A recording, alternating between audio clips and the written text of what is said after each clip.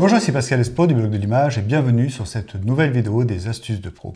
Cette semaine, je vais vous parler d'une petite astuce que j'emploie pour filmer des petits objets, puisque cette semaine, c'est plutôt axé vidéo. On pourrait peut-être se servir de ça en photo, mais j'en vois pas vraiment l'intérêt. Par contre, pour filmer, en vidéo, c'est très pratique. En vidéo, lorsque vous filmez un petit objet, en fait, le souci, c'est qu'un objet, c'est inerte.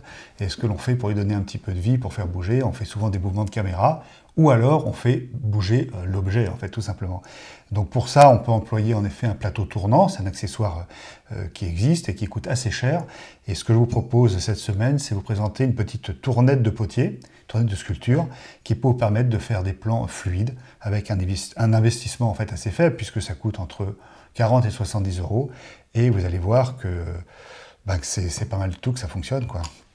Voilà, si je mets par exemple là c'est un petit Tascam DR70, un petit enregistreur, vous voyez que si je veux le faire tourner, j'arrive à avoir des mouvements en fait fluides, agréables, jolis, avec un tout petit accessoire comme ça. Donc bien sûr, ce que vous faites, c'est que vous placez un plateau sur cette tournette. Alors ces tournettes sont faites pour supporter des poids de sculpture et de poterie, donc elles supportent des poids lourds en plus. Alors idéalement, vous ne prenez pas une plaque, comme moi j'ai pris une petite plaque, tout simplement pour filmer mon astuce. Mais il vaut mieux avoir des plaques rectangulaires, carrées, pardon, pas rectangulaires justement, ou rondes, mais là-dessus, découper en rond, c'est assez compliqué. Prenez une plaque quand même assez grande, de manière à ne pas tout de suite sortir du cadre quand vous filmez. Mais vous voyez que quand vous posez donc votre petit objet et que vous le faites tourner, vous devez réussir à avoir des mouvements en fait fluides. Voilà.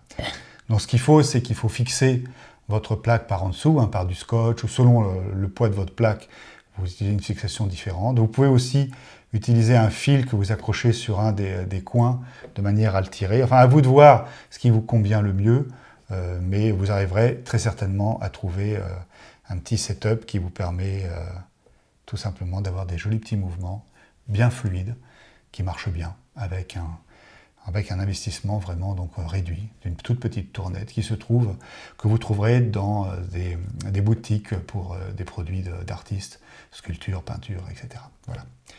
Voilà pour cette semaine. J'espère que cette astuce va vous plaire et je vous donne rendez-vous la semaine prochaine pour une nouvelle astuce de pro.